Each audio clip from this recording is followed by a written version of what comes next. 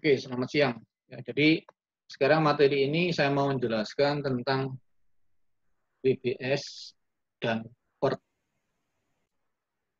Ya. Apa nanti WBS itu, apa nanti itu PERT, saya jelaskan di materi ini. Secara singkat. WBS, yang Anda lihat di depan itu adalah WBS. WBS itu apa? Adalah struktur pembagian tugas. Kalau sebuah proyek, tadi kan proyek definisinya itu adalah kumpulan daripada aktivitas. Nah, kumpulan aktivitas, aktivitasnya apa? Itu bisa digambarkan dalam bentuk seperti ini. Dengan struktur yang seperti ini. Jadi ada proyek, ada aktivitas A, aktivitas B, aktivitas C, aktivitas D. Di bawah aktivitas A itu nanti ada aktivitas A1, A2, A3. Aktivitas B ada B1, B2, B3. Nanti juga akan terlihat bagaimana keterkaitan antara aktivitas yang pertama dengan aktivitas yang kedua. Aktivitas yang 1A dengan 1B. Itu keterkaitannya bagaimana? Itu kita bisa lihat di PERT-nya nanti. PERT, Program Evaluation Technique Review. Kalau WBS itu singkatan dari Work Breakdown Structure. Jadi struktur untuk memecah-mecah, menggambarkan struktur yang menggambarkan pemecahan tugas-tugas dalam sebuah proyek. Itulah WBS. Ya. Nanti kalau PERT-nya gimana? PERT itu apa? PERT itu, saya skip dulu aja. Kalau PERT itu adalah Project atau Program Evaluation and Review Technique. Jadi teknik untuk melakukan review dan evaluasi. Ini dilakukan di mana? Di tahap perencanaan. Ya, tahap perencanaan. Pada saat proyek itu belum mulai. Ini nanti kita gambarkan. Itu PERT. Kalau CPM itu apa? CPM itu Critical Path Method. Metode untuk mencari jalur kritis.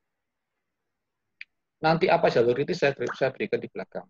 Sekalian pada saat menjelaskan diagramnya. Ya. Oke, kita kembali ke awal lagi.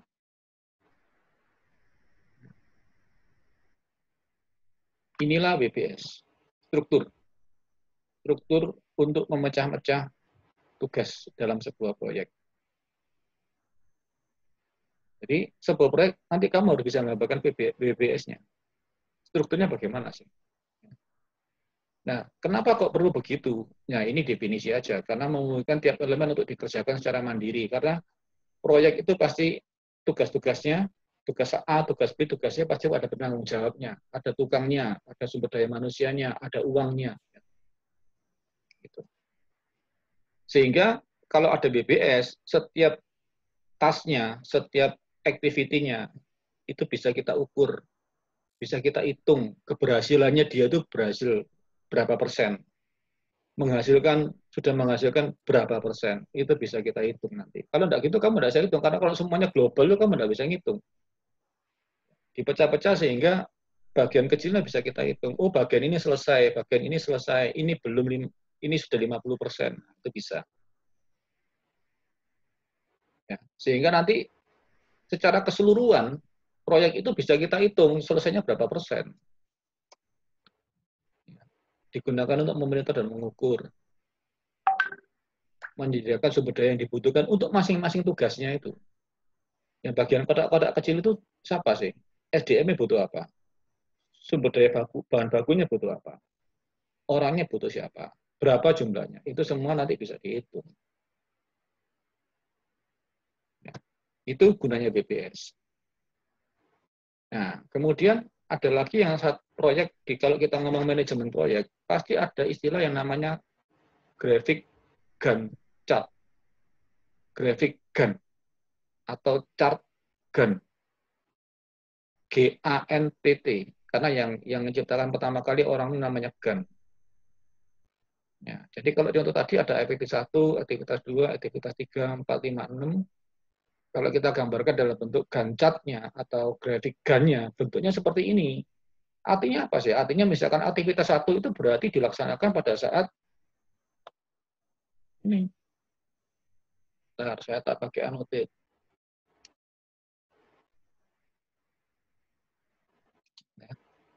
Berarti aktivitas 1 itu pasti dilaksanakan mulai dari waktu ini, start aktivitas 1, sampai dengan finish-nya di sini dia. Ya.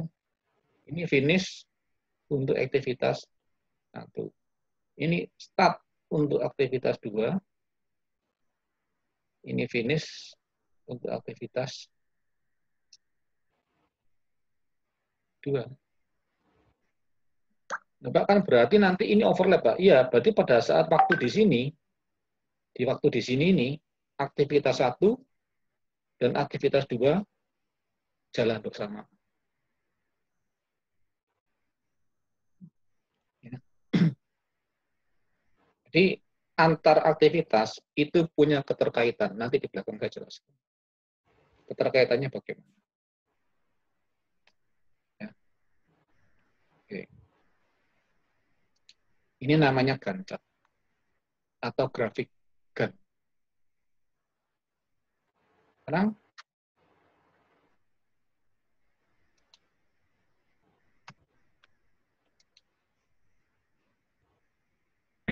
istilah PERT. PERT itu apa? PERT itu adalah teknik untuk melakukan evaluasi. Ya. Evaluasi dan review terhadap sebuah program atau terhadap sebuah proyek. Singkatannya Program Evaluation and Review Technique. Nah, kalau CPM itu Critical Path Method. Tadi kan saya jelaskan. Jadi metode untuk mencapai jalur, untuk menemukan jalur kritis. Jalur kritisnya apa setelah ini? Ya. Ini Critical Path Method. Oke. Sekarang kita lihat scheduling. Sebuah proyek, tadi ini kan definisi dari proyeknya itu kita sudah tahu semua, ya toh. Nah, nanti, ini contoh. Ya. Contoh, saya punya sebuah proyek, ada aktivitas A sampai G. Nah, di sebelah kolom kedua, kolom ketiga ya dalam ini, jadi nama aktivitasnya dia kolom pertama, kodenya aktivitas di kolom kedua, terus yang ketiga itu adalah predecessor. Predecessor itu adalah aktivitas yang harus mendahului dulu. Aktivitas yang harus mendahului. Contoh, aktivitas kedua, tulis dan kumpulkan proposal, itu adalah aktivitas B. Aktivitas B itu, predesesornya adalah A. Artinya apa? Aktivitas A harus selesai dulu, baru B bisa jalan. Ya, tuh. Terus kemudian waktunya atau duration-nya. Untuk aktivitas B tadi itu, yang predesesornya adalah A, jadi predesesor itu seperti prasyarat lah. Kalau kamu mata kuliah seperti mata kuliah prasyarat gitu. Ya. Waktunya adalah 1 minggu untuk B, untuk A 2 minggu. Ya. Nah, kemudian dari kegiatan aktivitas yang seperti ini itu kamu disuruh menggambarkan PERT-nya. Bagaimana PERT-nya, nanti CPM-nya itu mana. Ya. Oke. Ya. Masing-masing orang sekarang udah tahu ini ya. Jadi C itu predecesornya B, D predecesornya C, E predecesornya C, F predecesornya ada 2, D dan E. Berarti D dan E harus selesai dulu, baru F bisa jalan. Ya, F butuh waktu 5 minggu. G bisa jalan setelah F selesai. G butuh 1 minggu. Nanti berapakah lamanya proyek ini? Berapakah project duration-nya untuk proyek ini? Itu bisa kita hitung. Nah, sekarang kita, nah ini. Ini adalah activity diagram. Diagram aktivitasnya. Ya, kalau jargon ngomong network diagram, tapi kalau di sini kan bukan network. Ya, activity diagram. A tadi 2 minggu. B 1 minggu. B harus jalan setelah A. Ya. C jalan setelah B, waktunya 1 minggu. Jadi nama aktivitasnya, koma, duration-nya. Duration itu waktu pelaksanaan task itu berapa minggu. Nah, berarti dari gambar yang tadi ini, ya, jadi model WBS yang seperti ini, kamu bisa menggambarkan diagramnya. Kamu bisa menggambarkan plot-nya. Seperti ini. F tadi prasyaratnya apa? D sama E. Toh. Betul apa enggak? F itu D sama E. Dari sini kamu harus bisa menggambarkan itu. Ya. Itu gampang. Nanti setelah ini saya kasih tugas kamu untuk ngitung itu. Ya. Sekarang kita lihat ini aja. Oke. Sekarang kita tentukan waktunya. Karena ini masalah-masalah scheduling. Scheduling itu hubungannya sama waktu aja. Ya. Kalau semua itu start mulai minggu ke-0, jadi A itu kan 2. A ini kan 2 minggu. Maka E itu artinya early. Waktu yang early itu apa? Terdahulu. Ya. Start, S, F itu finish. Berarti early start-nya minggu ke-0, maka dia akan finish minggu yang ke-2 karena duration-nya 2. Maka setelah A selesai, baru B bisa jalan. Kapan B bisa jalan? Early start-nya itu adalah minggu ke-2. Karena dia durasinya 1 minggu, maka dia akan finish minggu ke-3. Betul ya? C, prasyaratnya adalah B. Maka C bisa jalan kalau B selesai. B selesai kapan? Minggu ke-3. Maka C akan mulai di minggu ke-3. Dia akan butuh waktu 1 minggu, berarti dia selesai di minggu ke-4. D, prasyaratnya C. Maka D bisa berjalan mulai minggu ke-4. Karena dia butuh waktu 2 minggu, maka dia akan finish di minggu ke-6. E, prasyaratnya juga C. Dia butuh waktu 5 minggu. Maka E akan mulai berjalan pada saat minggu ke-4, F akan mulai berjalan, E akan selesai pada saat minggu ke-9. F butuh waktu 5 minggu. Prasyaratnya D dan E. Jadi, pada titik D apa? Selesai minggu ke-6. F selesai minggu ke-9. Berapakah early start-nya untuk F? Nah, sekarang mic-nya kamu on kan?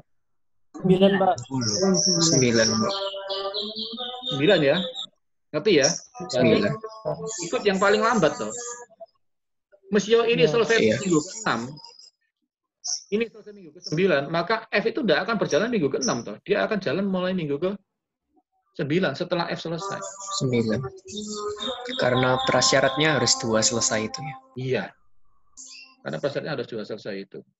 Maka dia ini early start-nya akan 9. Early finish-nya 9 tambah 5. 14. 14. 9 dan ya. Terus G prasyaratnya F. Maka G bisa berjalan di minggu ke-14 dan akan selesai di minggu ke-15. Berarti secara keseluruhan WBS yang tadi itu,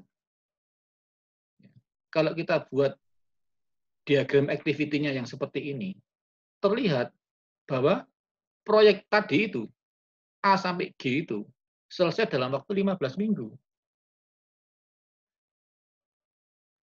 Ya, kamu baru bisa menentukan sekarang, oh duration proyeknya ini adalah 15 minggu.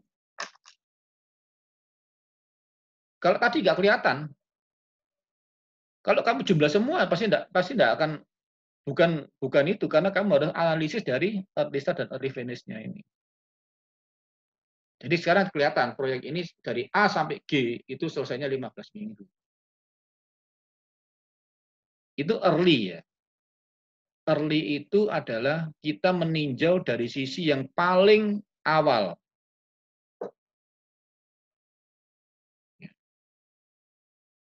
Sekarang ada istilah lead start dan lead finish. LS dan LF. Lead start itu adalah yang paling telat aku mesti start kapan. Itu adalah lead start. Kalau lead finish, yang paling telat, saya harus selesai kapan. Itu lead finish. Kalau early start, adalah saya paling cepat, saya boleh start kapan. Paling cepat, saya boleh finish kapan. Itu adalah early finish. Ya. Bahasa sederhananya begitu. Nah, karena proyek ini selesai 15 minggu, maka pasti lead finish-nya harus juga 15 minggu. Iya toh? Yang proyeknya kan 15 minggu, berarti paling telat juga harus 15 minggu. Nah, kalau kita teruskan, nah, ini. Lead finish-nya 15 minggu. Karena dia duration satu minggu, maka lead start-nya minggu ke-14. Berarti early start, early finish-nya sama dengan lead start, lead finish. Ini mundur ke sini. Nah, kalau lead start, lead finish, ini arahnya mundur. Jadi kalau tadi yang pertama, saya pakai annotate dulu. Ya. Yang pertama kan jalannya begini. Pada saat menentukan early, jalannya adalah ke arah sini.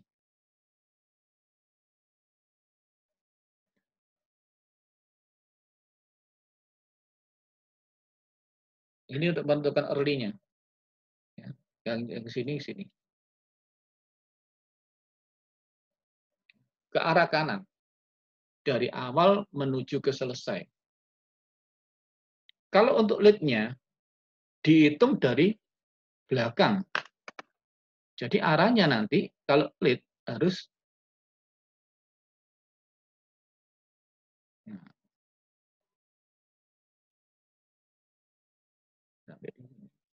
nanti apa tujuannya? Nanti saya kasih tahu.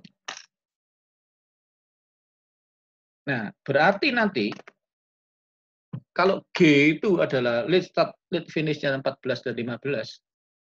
Karena lead finish-nya harus 15 toh. Karena di durasi 1 minggu maka lead start-nya 14. Mundur ke sini sekarang. Kalau ini selesai bisa lead start 14, maka ini lead start-nya harus 9 karena durasinya ini 5. Lead finish-nya 14. Ini prasyaratnya adalah D dan E. Maka lead start-nya di sini berapa? 9 dikurangi 5, 4. Lead finish-nya juga 5, 14 dikurangi 5, 9. Yang ini berapa? Late start-nya 7. Ya, karena 9 selesai 2 minggu, maka dia late start 7, late finish-nya 9. Nah, kalau ini berapa?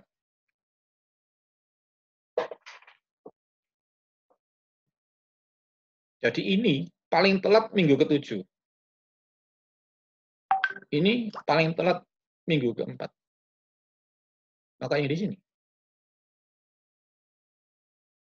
Berapakah late start-nya? 3. Ayo. Mic-nya on kan coba. Tadi waktu menentukan ini gampang ya. Yang early gampang ya. Ikut yang terakhir. Selesai. Kalian yang ini. Ikut yang mana? Kapan ini bisa start paling telat? Kapan C bisa start paling telat? 3.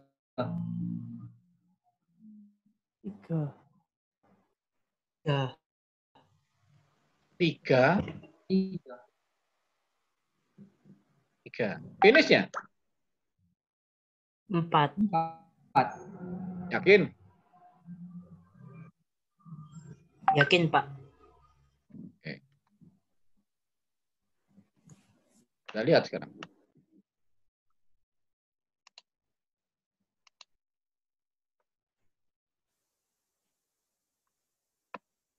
Betul. 3 dan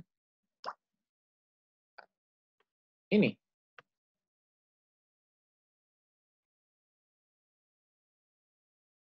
Tujuh, ini 4. Gitu. Karena apa? Kenapa kok ini 4? Karena 5. Ya. 3 dan 4. Maka mundur ke B, ini butuh 1, restartnya 2, 3, 0, 2. Betul? Betul, Pak. Betul ya? Itu harus emang 7 dikurangi 4 ya, Pak? Ada yang salah? Tidak ada ya. Jadi early, jadi gini, supaya kamu tidak bingung. Misalkan ini kuliah ya. Kuliah itu jam 9. Kuliah jam 9. Ya. Perjalananmu dari kos ke kuliah itu setengah jam.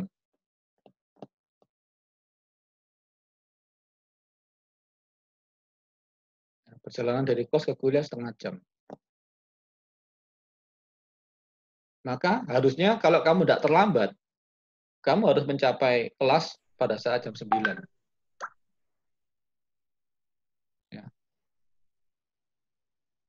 Jam berapakah early startmu? Kalau perjalanan sana setengah jam? Setengah 9. Karena butuh waktu 30 menit. Duration 30 menit untuk kamu berjalan dari kosmu menuju ke sana. Ya. Itu 30 menit udah sampai kelas, Pak. Apa masih jalan lagi? Iya, jadi kelasnya dianggap sebagai activity. Jamnya itu. Ya. Oke. Early-nya 8.20 sampai 8.25. Nah, kalau kamu nanti kita kasih lagi yang model yang nanti saya kasih tahu bagaimana sih early start, early finish. Jadi kalau early start itu ngitungnya dari awal. Kalau early finish hitungnya dari belakang. Ya. Oke, tak stop dulu. Tulisannya apa? Oh, sorry. Clear, malah clear.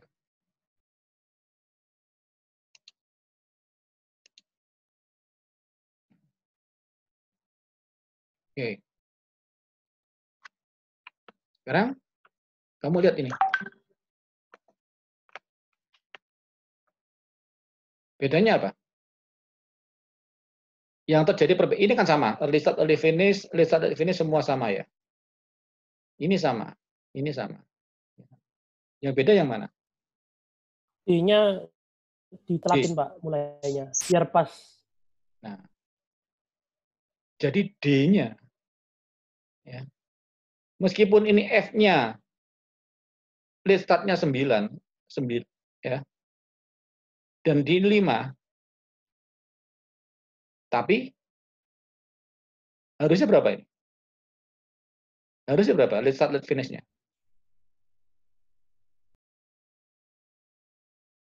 Jadi 9, tak kurangi 2, 7. Iya. Dia 2, berarti ini 9. Yang ini, 9 dikurangi 5, 4. Ya. Nah, yang beda mana yang beda? Semua sama ya? Semua sama tuh. A sama, late start, late finish, sama early start, late finish sama semua. Yang beda di mana? Yang beda aja di D. Nih ya. Kalau saya gambar, jadi D-nya itu early start-nya 4, tapi late start-nya 7. Iya, Finish-nya 6, late finish-nya 9. Artinya apa sih? Artinya D ini apa? Ada 3 minggu waktu senggang. Iya. Betul. Jadi, karena ini paralel dengan ini, dengan E, dan E itu 5 minggu selesai, dan D itu 2 minggu selesai.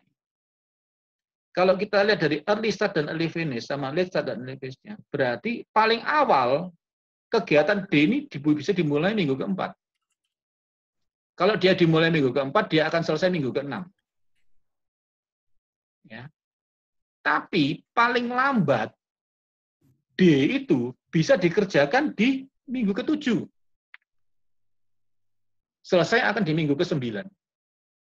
Tanpa merubah duration.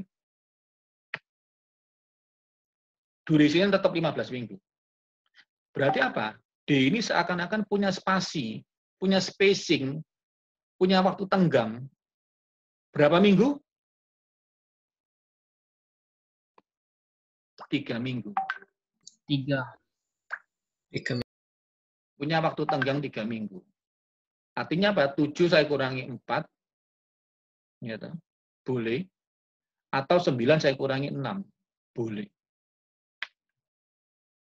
Itulah waktu itu senggangnya.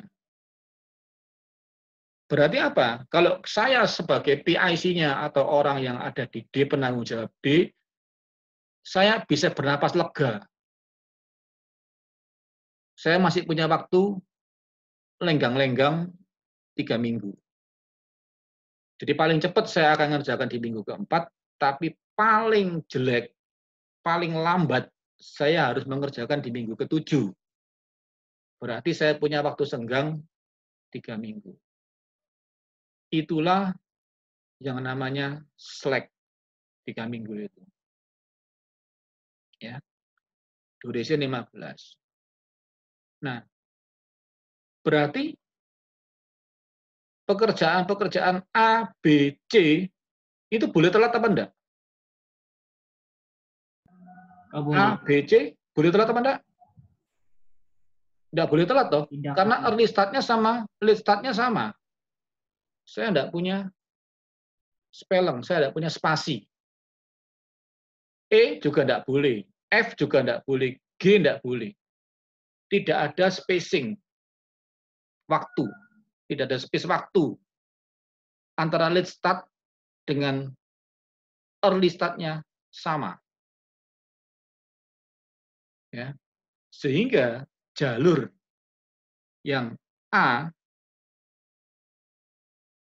B, C, E, F, dan G ini tidak boleh terlambat. Kalau sampai ini terlambat, maka durasinya nanti tidak akan menjadi 15 minggu. Kalau ini terlambat 1 minggu aja, dia akan jadi 16 minggu. Nah, sehingga jalur-jalur A, menuju ke B, B menuju ke C, C menuju ke E menuju ke F, dan F menuju ke G. Inilah yang namanya critical path.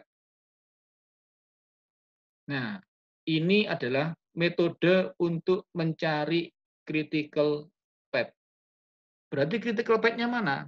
Critical path-nya adalah jalur A, B, C, E, F, dan G. Inilah critical path. Jadi critical path itu adalah aktivitas-aktivitas yang tidak boleh terlambat. Kalau sampai dia terlambat, maka dia akan mempengaruhi duration proyek.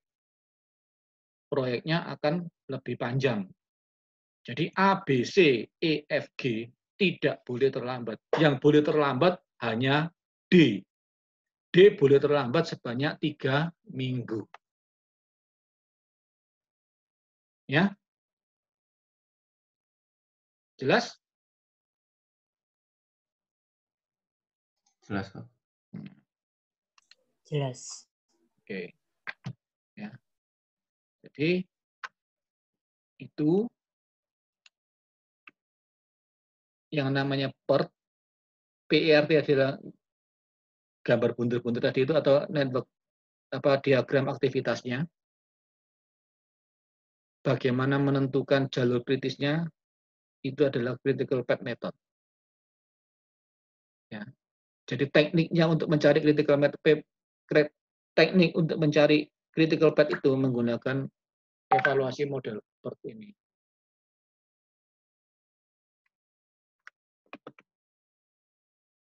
Ya. Ini nanti minggu depan aja saya kasihkan. Ini minggu depan. Oke. Ada pertanyaan dulu tentang ini? Kalau nggak ada, nanti kamu tak kasih tugas di Meredith itu, coba kamu buat minggu depan, coba kamu displaykan ke saya, kamu buat diagram activity-nya, kamu tak kasih BBS, kamu buat diagram activity-nya, kamu tentukan duration-nya, kamu tentukan critical path-nya pakai metode PERT ini. Pakai teknik PERT. Ya. Oke. Ada pertanyaan? Belum ya? Tak stop dulu. Belum, Pak.